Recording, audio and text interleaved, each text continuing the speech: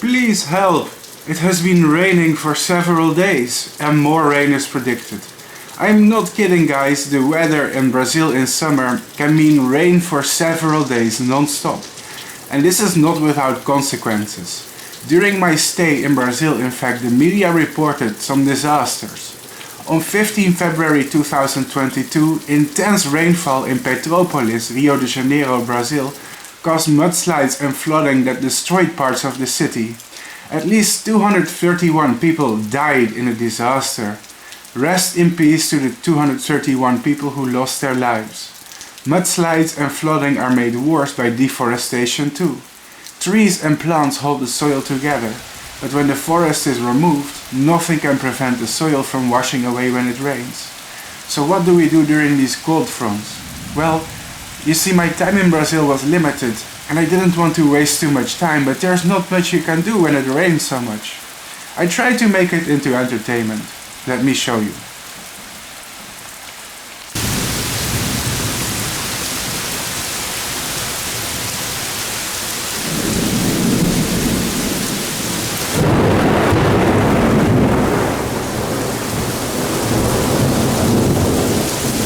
Welcome to Brazil!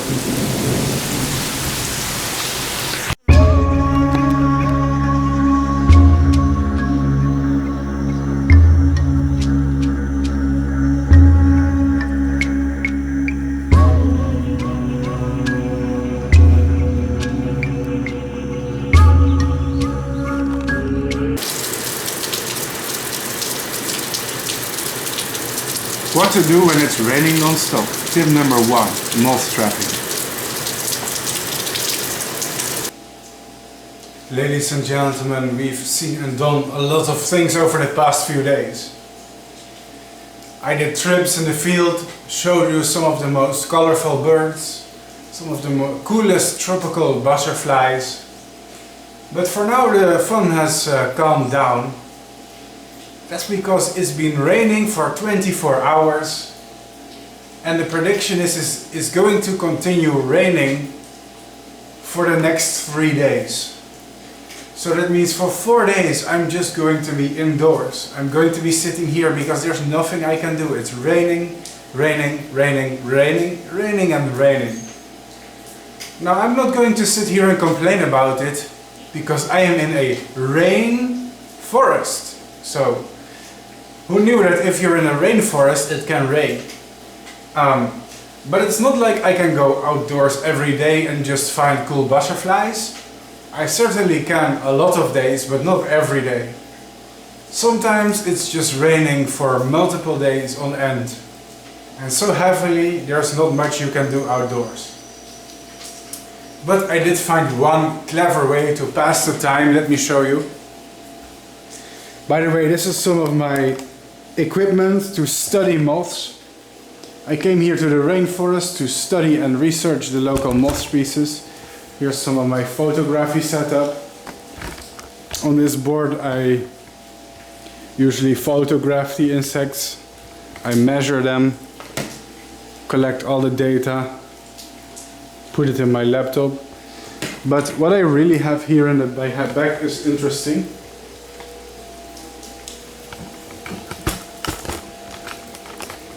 So this little house here is usually used to do the laundry for the tourists and the guests. Yes, tourists can come here too, by the way, anyone can come here. But I put here a mercury vapor light, and this light bulb is going to attract a variety of insects this night when it gets dark. And what's cool is even when it's raining, some large silk moths and large hawk moths can still fly in the rain and will still be attracted by the light of this bulb. So that means despite the rain, I can still make some relaxing videos, pass my time, read a good book and see if any cool moths still come to the light tonight.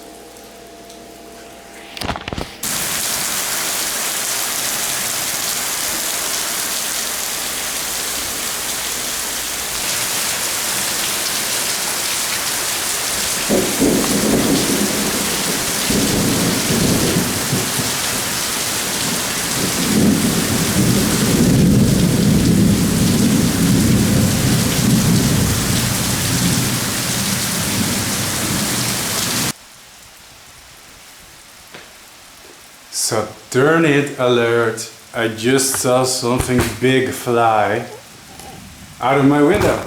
Yeah! Around the moth trap I showed you guys earlier. So the cool thing about large silk moths is they don't really care about the rain. In fact, you have better chances of finding large silk moth when it rains quite often than when it doesn't rain. Let's go check it out. Yo, I must be careful with this camera. Cameras don't like rain. But can you see it down here? Oh great, the lighting isn't that fantastic. There you go. Here we see a large silk moth, but you know what? I might just grab it, take it inside and film it there. Alright, let's go. Come on. Some other large moths here too, like the black witch. We'll talk about that one later. Let's take this one inside. Wow, ladies and gentlemen, a giant Citheronia from the Brazilian Atlantic rainforest. Take a look at this awesome female. Today I'm going to tell you all about this epic Saturnid moth. Wow. Oi! Our first guest is Citheronia phoronea, and it's a female. This species is surely widespread and is found in a whole bunch of countries, including Suriname, Panama, Colombia, Venezuela, French Guiana, Ecuador, Peru, Brazil and Guyana. The host plant of this species is Urusu and Bixella oronella. Really crazy about this species are their odd and really funky looking caterpillars. I can definitely learn from their style. Now that is a lovely species. I wish I could raise it in captivity. There seem to be at least 2 broods a year of this unusual and beautiful thingy. Interesting, it's one of the few Citheronia species I have not yet raised. Alright folks, here's the result from last night. Not going to lie, I was kind of hoping for more. Especially more fat-ass Saturnid moths. Looks like we did catch ourselves a black witch. So that's good. But no major Saturnids. Do have a Cisphinx molina. Some smaller Ceratocampix too. But no Saturnids. No large Saturnids. Wow, ladies and gentlemen. Hey, now this is interesting. Ascalapha odorata, or the black witch. This is a common species, but it's actually quite rare for them to come to light. I wonder if the rains and storms have anything to do with that. Normally they ignore artificial light. This giant moth right here is called the black witch moth. Their larvae feed on various fabaceae such as acacia, albizia and several species of mimosa. This moth is found all the way from the southern parts of the United States all the way down to Paraguay, Argentina and Brazil.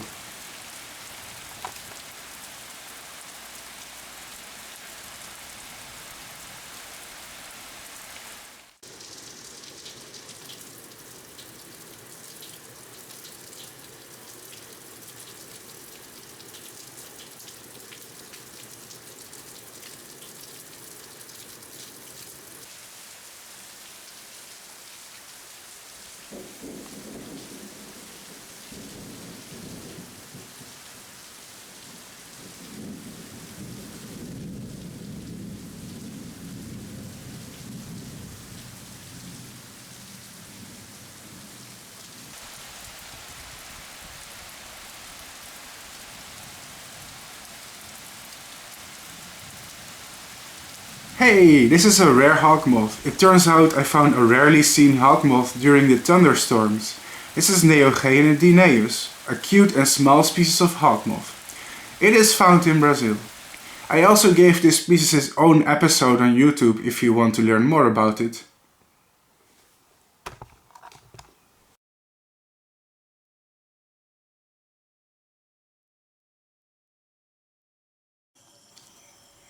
Hey, wow, amazing. In the morning there were a lot of huge moths sitting on the window of my house. Probably because of the light that attracted them. This needs closer inspection. I want to identify these moths if I can, although one of them is about to fly away. Look at that.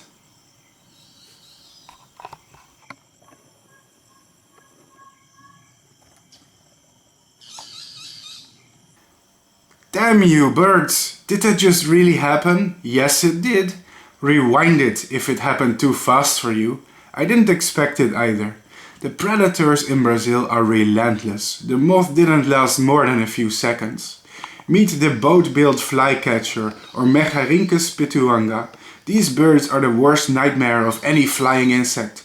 They are always watching and lightning fast. They can swoop in and grab any insect with incredible speed. I've seen them grab butterflies, moths, dragonflies and katydids with incredible speeds. They lurk in the trees and watch the skies closely. If they spot a flying insect, they will dive bomb it.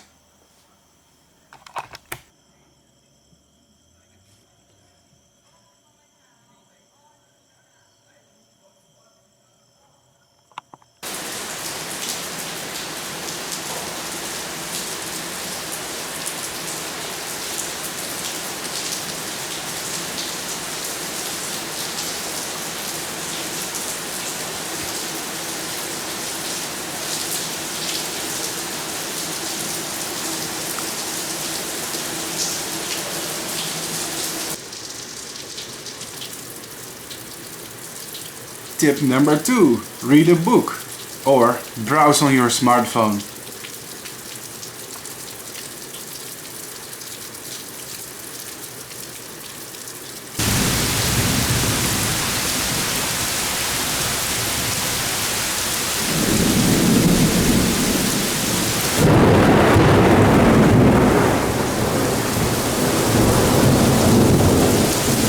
Welcome to Brazil!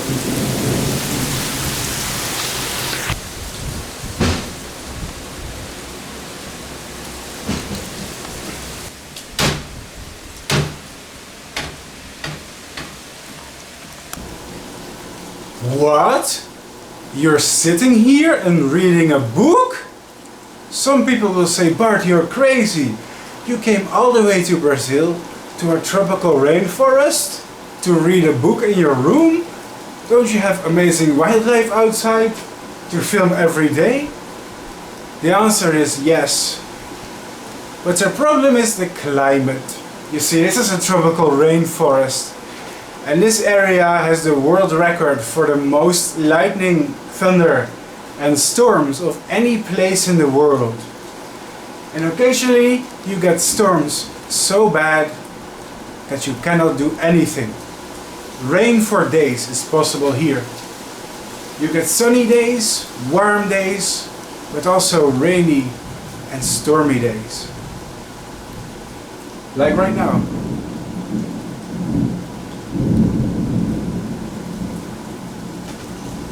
And when the weather is like that, I cannot do anything but wait. I'm not going to moth trap in the middle of a storm. I'm not going to hike up a mountain and find morpho butterflies in the middle of a storm. Oy. Storm is approaching, people. So, during my stay here in Brazil, there's definitely been a lot of days where I've been powerless to do anything, simply because of the weather. Oh, this is looking bad. I don't know if you guys can see it. Outside, it's starting to storm right now.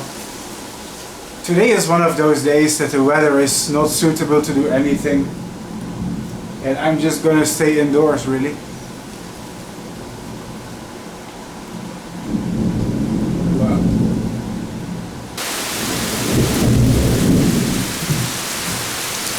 It's reality here.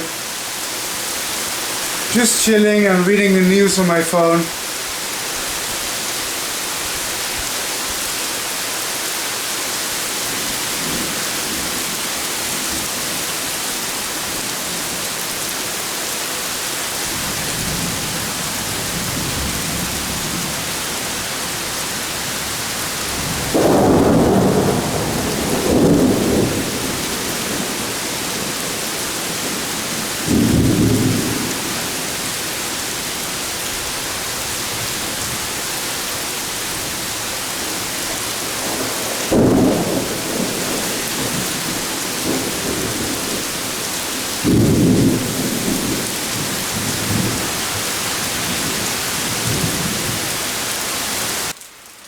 If you ever visit REGUA, I recommend visiting for more than 1 week. That's because the rain here for many days in a row.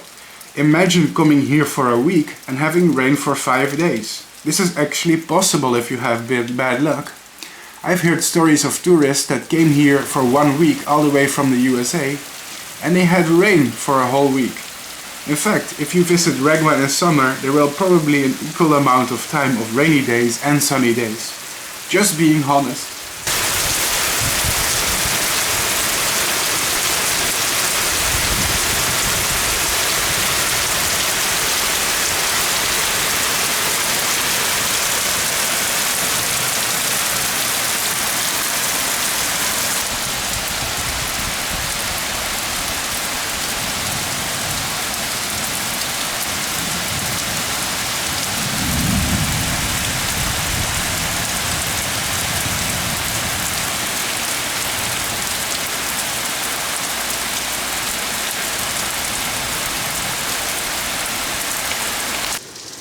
What to do when it's raining for days. Tip 3.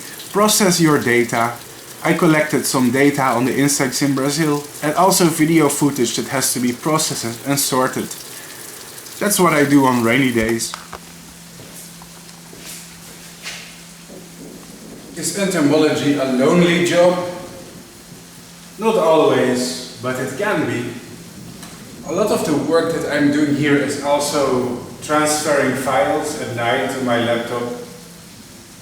I'm collecting a lot of pictures and data here on my computer, saving a lot of it on an external hard drive. And at night sometimes it takes a few hours to copy all the stuff that I photographed, discovered or written down. So yeah, right now I'm doing night work. I'm alone here right now. In the kitchen, in fact. It's part of the job. It's the middle of the night, it's dark.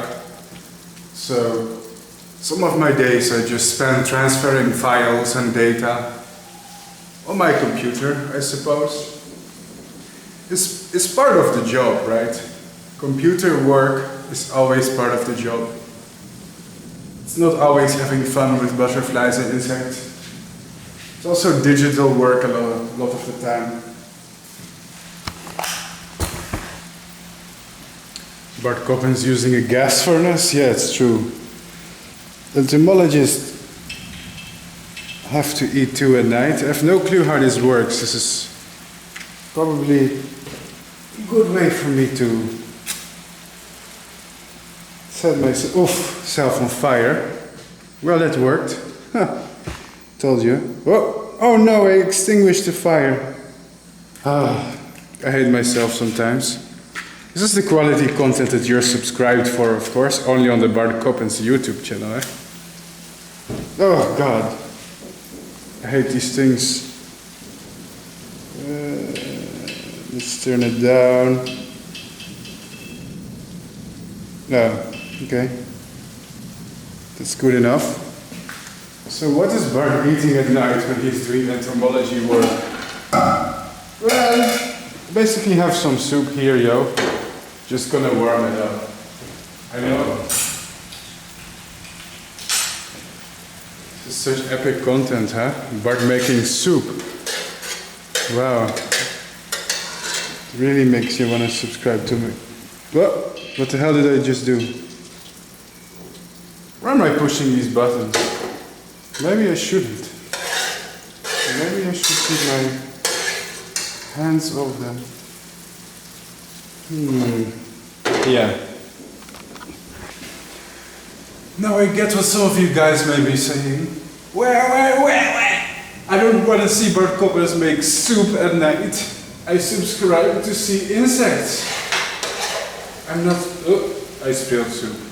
I'm not subscribing to see a fat Dutch man stuff his face with soup. Ah. Here's the thing, yo. This is kind of like the life of an entomologist kind of thing. Just give you an impression.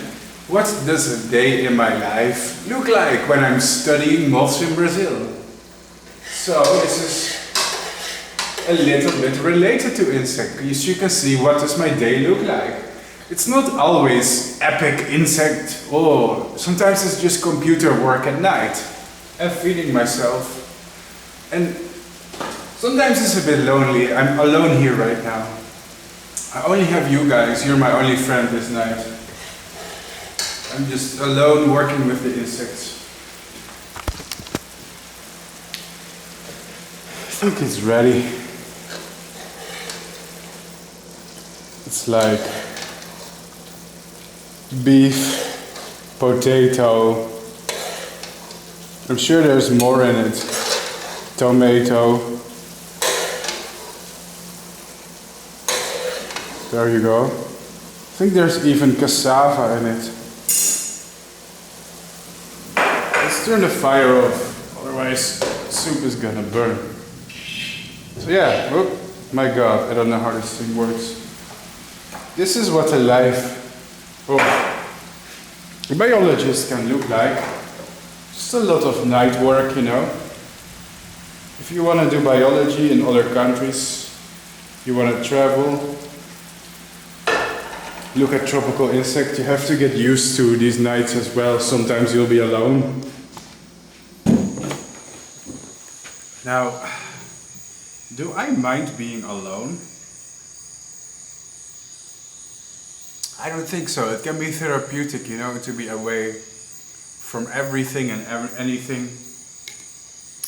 I'm away from my friends in the Netherlands, but I'm also away from my problems, I guess. Feels like distancing yourself from the things that are giving you stress and just be alone somewhere in nature. It's nice, and I'm not saying that everyone who wants to do entomology ends up alone in a rainforest somewhere. It really depends on what you do. There's a lot of entomology jobs as well in which you can work in teams and meet people and have a social experience. It kind of depends on what you want to do. So it's not to generalize, of course. But from my experience, if you want to travel, see the world, see tropical insects,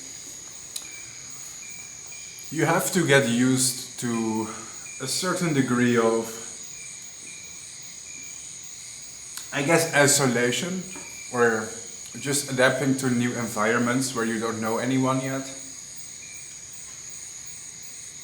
But that's fine, you know. You never know what you're gonna expect. And I'm enjoying my time here. This is not me complaining, by the way.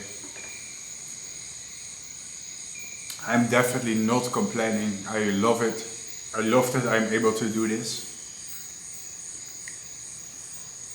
Contributing to biology and science and making more people interested in insects on YouTube, having a positive influence. That's what I want. Now there's one thing I want to say, and that's doing the stuff that I'm doing here in Brazil has been a dream of mine for as long as I can remember, you know. Traveling the world, researching local insects is something I always wanted in my life. And it happened because of YouTube. You see, my trip here in Brazil was paid for by some of my fans, and I'm pretty sure that the people who helped me get here, not saying any names because they don't want their identity revealed, but I'm pretty sure the people who helped me get here are watching. And I want to say cheers to you. It's because of you that I'm here. Everything, like my flight tickets, my accommodation here in Brazil was paid for by my fans. And I'm not saying that to brag, like, oh my god, my fans pay everything for me. I'm bragging about how much people give me. I'm saying this to bring awareness to the fact to how much I have to owe to you guys, right? It's only thanks to you guys that we can live the dream, and I hope to share with you in return some of the awesome local insect species here. Part of my digitalization project of moths also involves social media. I will be digitalizing hundreds of local species, uploading them on social media, also sharing this data with professional entomologists here. So finally I can say my channel is making a difference for conservation.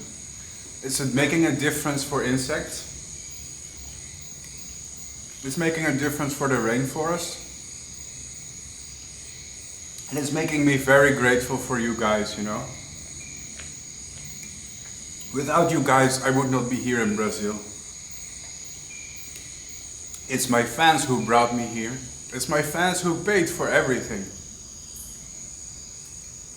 And I don't feel entitled to that. I don't feel entitled to people giving me things. So it's pretty amazing, I think, how we managed to form a community of people who care about insects and who also care about supporting my channel. And the things that you guys have done for me, I will never forget it. And if I can pay it back someday, I will. I will. My dream is to travel the world and document the rarest and most beautiful butterflies and moths around the globe. The thing is, I never really had a budget to travel. For me, it was always too expensive. It wouldn't have happened without my fans.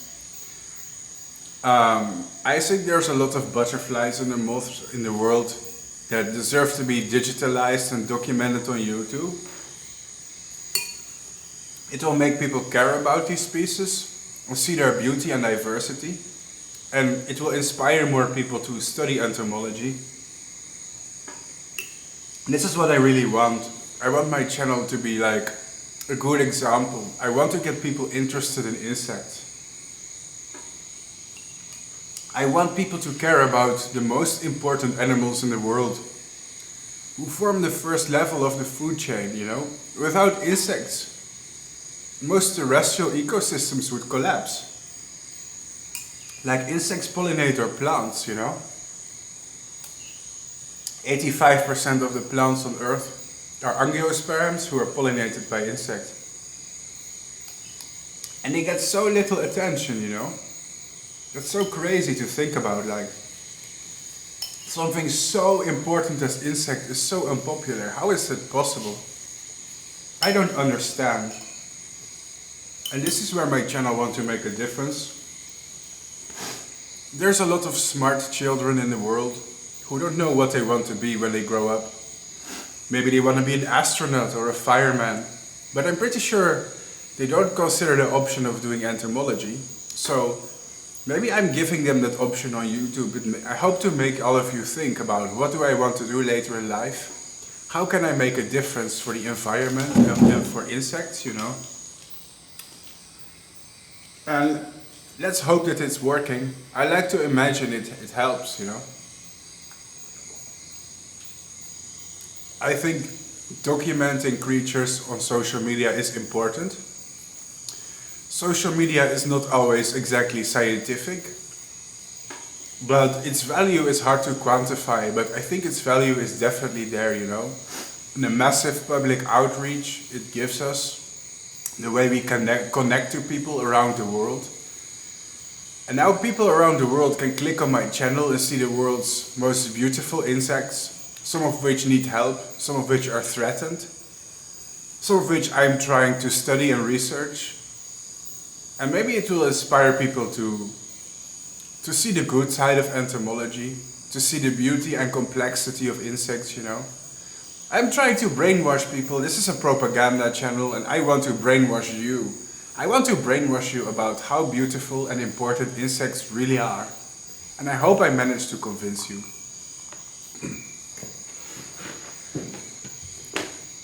Now, I know that at the moment I'm in Brazil, but I'm young. I don't know how successful my channel is going to be. Maybe it's going to be successful, maybe it's going to be a failure. But if my channel grows to be more successful in the future, and I have even more budget, I think I would like to visit a variety of countries. I don't know if this is ever going to happen, you know.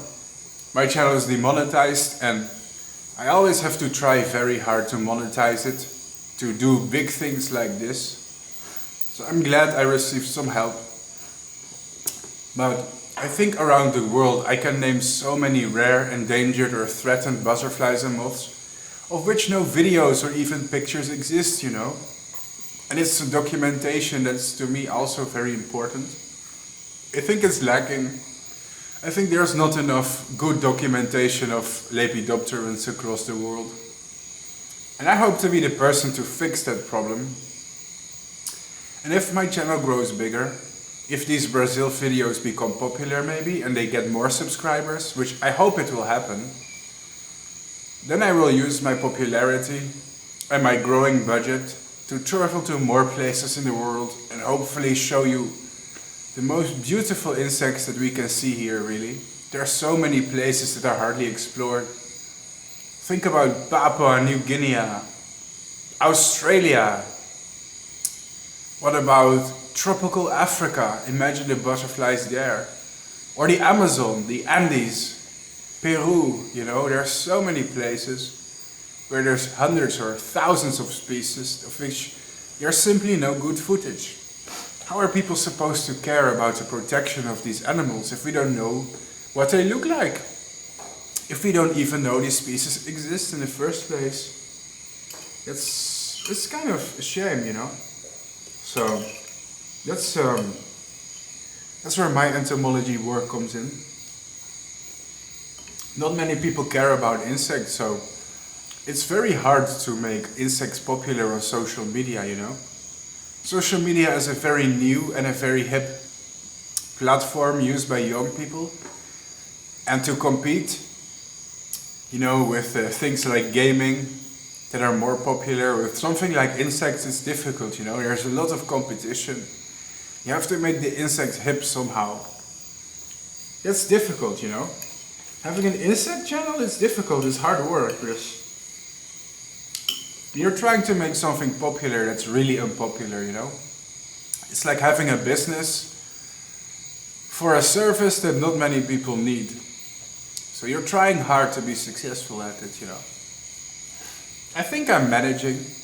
I think I'm getting there, but it needs more work, you know? I need to give it my all, you know? All my power.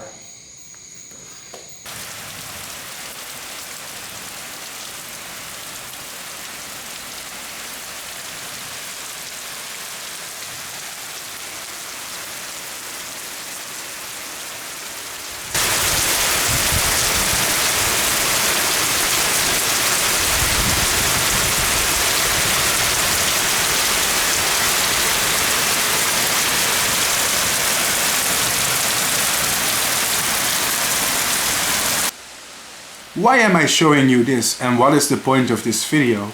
That is because, my dear friends, it's important for you to understand what my time in Brazil was like. There are days of amazing adventures in nature, but I'm going to be honest. You will lose many days of free time due to excessive rain. During these days I had to stay in my house most of the time. There's not much you can do about it when there are heavy thunderstorms and excessive rains, so much that it can even flood. I tried to make the best of these days with bad weather and produce something entertaining in my free time. This video is the result of it. I hope you enjoyed this honest video. Now, of course, people, this is a rainforest, and it's called a rainforest for a reason. And to be honest, sitting indoors because the weather was terrible is a huge part of the experience that I have to share too. But hey, that's normal. It's nature, not a video game. Thanks for watching.